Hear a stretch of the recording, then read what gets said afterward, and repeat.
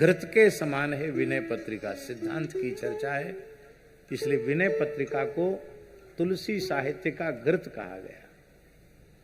तो हम लोग अभी मक्खन तक पहुंचे हैं और इसके बाद फिर विनय पत्रिका का तो एक एक पद से हमने क्रमशः, कोरोना का काल हमारे लिए वरदान साबित हुआ और कोरोना काल में लगभग 15 महीनों में संपूर्ण विनय पत्रिका का क्रमशः स्मरण किया गया और वो संपूर्ण विनय पत्रिका YouTube पर उपलब्ध भी है।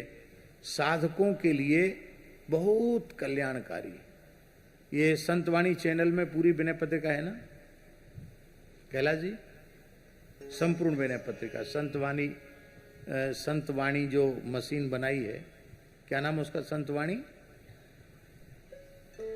हाँ, तो संतवाणी जो मशीन बनाई है कैलाश जी ने, उसमें भी पूरी विनय पत्रिका है, क्रमशः सुना जा सकता है। बोलो वृंदावन बिहारी लाल की जय। 14 जनवरी की एक सूचना हम कर दें।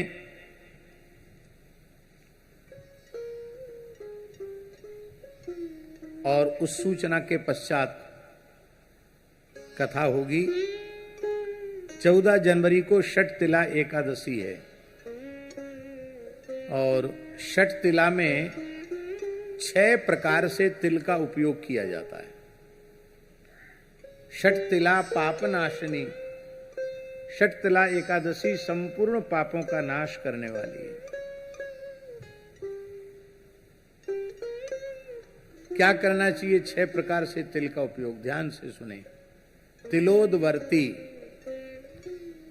तिल को भिजा दो और उसको फिर सिल्लोढ़ी पर पीस कर, आजकल सिल्लोढ़ी तो घर पे है नहीं, मिक्सी है, उसमें बढ़िया पीसता नहीं, लेकिन फिर भी पीस लो, जो उपलब्ध है साधन उसी से पीस करके स्नान करके पवित्र हो करके फिर उसी तिल का उबटन अपने सारे शरीर में लगाना।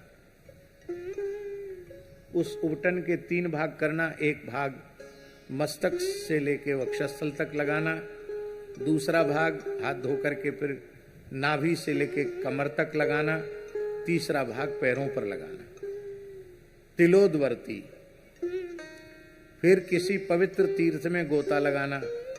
तो कैसे? तिलस्नाई, या तो लोटा में तिल डाल दो, स्नान करो, अथवा थोड़ा तिल छोड़ दो जमुना जी गंगा जी में, फिर गोता लगाओ। तिलस्नाई, तिलोदवर्ती, तिलस्नाई।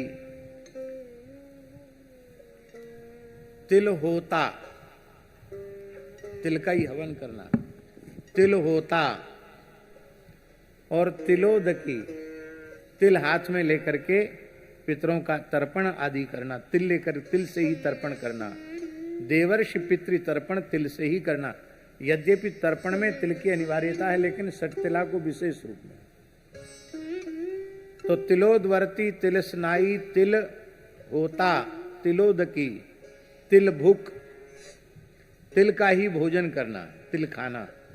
यद्यपि तिल सप्त धान्य में आते हैं, लेकिन चूंकि एकादशी का नाम ही षठ तिला है, इसलिए उस दिन व्रत में तिल ग्राह्य है। अन्य एकादशियों पर तिल ग्राह्य नहीं है व्रत में, किंतु केवल षठ तिला एकादशी पर तिल खाया जाना चाहिए। तिल भुक, तिल भोजन करना। और तिल दाता च, कम से कम 1 सवा सेर तिल, और उसको दक्षिणा सहित सामर्थ्य हो तो उसमें स्वर्ण रख करके तब किसी पवित्र ब्राह्मण को दान करना। इस प्रकार से तिल दाता और तिल भुक, तिल दाता च, षठ तिला पापनाशनी, ये 6 प्रकार से तिल का उपयोग करने से संपूर्ण जीवन के पाप नष्ट हो जाते हैं। भगवान यज्ञवाराह के पसीने से तिल की उत्पत्ति हुई है, इसलिए तिल को बहुत पवित्र माना गया। जब सूर्य मकर राशि में प्रवेश करते हैं और 1 मास तक मकर राशि में रहते हैं, प्रतिदिन तिल का उबटन लगाकर स्नान करना चाहिए। इतने से ही वह वैकुंठ का अधिकारी हो जाता है, इतना पवित्र होता है तिल। ऐसा भी पुराणों में लिखा है कोई अत्यंत निर्धन व्यक्ति वो तिल भी न जुटा सकता हो तो क्या करे? बोले जब तक सूर्य मकर राशि में है तिल तिल कहकर स्नान कर ले तो भी वो मुक्त हो जाएगा। इतना तिल का महात्म्य है। तिल का दान महादान कहा जाता है। और यह एक बहुत बड़े संयोग की बात है कि हम समझते हैं कि पूरी स्मृति तो हमको नहीं है, लेकिन शायद 30-35 वर्ष के बाद ऐसा संयोग आया होगा कि जो सटतिला और मकर संक्रांति दोनों एक ही तिथि पर पड़ रही है। मकर संक्रांति भी वही उसी दिन और सटतिला एकादशी भी उसी दिन। ऐसे कई कई दुर्लभ योग उस दिन पड़ रहे हैं। इसलिए इस बार की जो मकर संक्रांति है और सटतिला है ये विशेष पुण्यप्रदा है। से लोगों का प्रश्न है कि महाराज संक्रांति को हम लोग अन्नदान करते हैं, अब क्या करेंगे, अन्नदान कैसे करेंगे? क्योंकि एकादशी है तो अन्नदान के प्रतीक के रूप में तिल दान करें उस दिन, और जो अन्नदान करना है उस अन्न का संकल्प करके रख लें और दूसरे दिन द्वादशी आने पर अन्नदान करें। भोज भंडारा भी कराना हो तो द्वादशी को ही करावें, ऐसा है। ये सटतिला संपूर्ण पापों का नाश करने वाली है और संक्रांति तो अक्षय पुण्य को देने वाली होती ही है।